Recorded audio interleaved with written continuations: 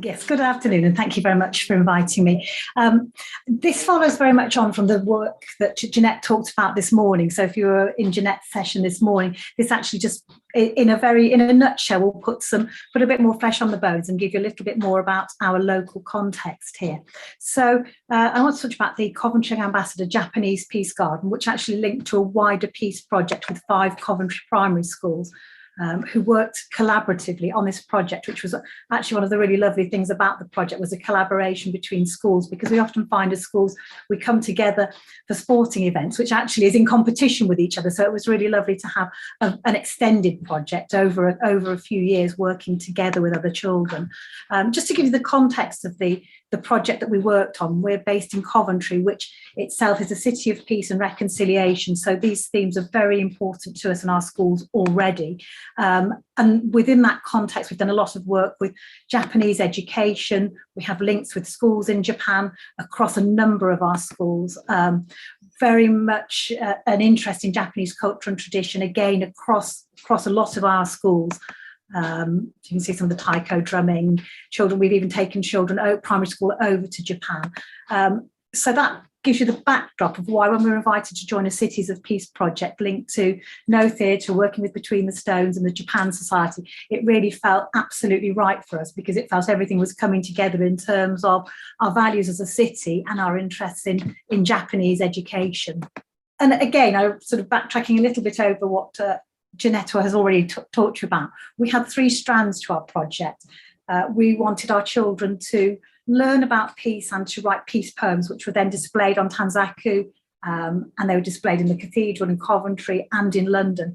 One of the really lovely parts of this element of the project was it gave our pupils a voice locally and nationally. So they were able to share their thoughts about peace in these very condensed poems, some of them haikus, but that were shared with a very wide audience. And I think the other nice thing that we really liked about this part of our project was we'd originally started off with an idea of some fancy tanzaku, and we were going to buy some fancy things. And actually then we went down the recycle route. So you can see here children have recycled bottles to hang their poems on. So we felt it really then added the whole aspect of sustainability. So again, linking a lot of themes all into one piece of work. And again, these Tanzaku peace poems were displayed in the Embassy of Japan, which so nice to give the children a voice, particularly young children. Following on from the peace poems, we wanted to explore our own heritage as a city, and the experience of people living in Coventry during World War II, and how a city could be very much destroyed, but then people could come back and rebuild and actually build back in a peaceful way and build on a reconciliation. And this very much linked with our study of Hiroshima and the experience that the people in Hiroshima went through. So we were very fortunate to have a video conference with the Peace Museum in Hiroshima. And our children were able to explore the themes of going through conflict, and quite violent conflict, or very violent conflict, and then how people could come together from such loss and such tragedy and build peace, build reconciliation, build a new life.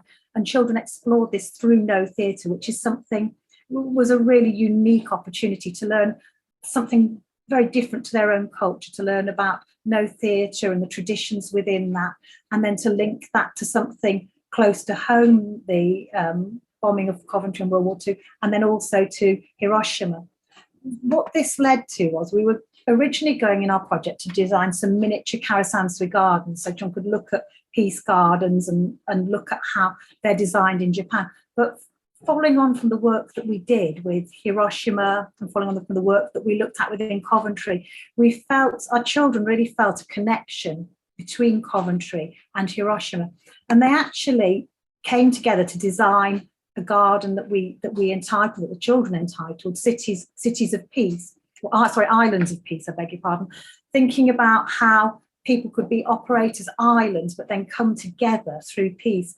And in the diagram you can see here, if you can see it clearly, number 10, they're 2 separate islands, and they're joined by number 6 by a broken bridge, which represented peace bringing separate parties together, but the bridge is broken, and the children really felt that represented peace being something quite difficult to attain. It wasn't just a smooth journey. within the garden that the children designed, we were really lucky because we were then given a space in the War Memorial Park in Coventry. And I know this project, probably if you're listening, sounds absolutely huge, and how could anybody possibly recreate this? But this was really, we were just 5 ordinary primary schools, and we just approached our local large municipal park and said, we've got an idea, have you got space? An absolutely huge park, and the park staff were really keen to engage with the children and engage to create this peace garden that would be there for everybody to use. And so I think it's something that could be replicated in other places. You'll come on to see what the garden looks like, but this was the space of land that we started with, which actually then gets completely transformed through the children's work and through their exploration. I guess just from a practical point of view, it did require funding. So whilst I'm talking about it could be replicated, we were very lucky that we did receive very generous funding from a number of organisations. Our project was very much pupil focused, and I've talked about pupil voice through the poetry, pupil voice through the drama.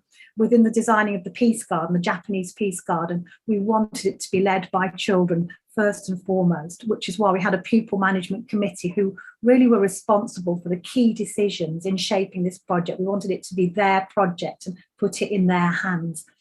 I'm going to very quickly go through this bit, but one aspect that we really did like about the project, as well as having the opportunity to think about peace, creating a peaceful space for the wider community, it gave them opportunity to think about careers and in a very practical way. So the children were very much involved in the creation of this garden. And as I flashed through some of these photos, these are the pupils from primary schools digging the foundations, working with the construction companies, working with project managers, actually putting cement down. So it was quite unique in the fact that the children not only had the inspiration for the garden and the design for the garden, but they actually were there digging it. And you can see this area taking shape, even with the bricklaying.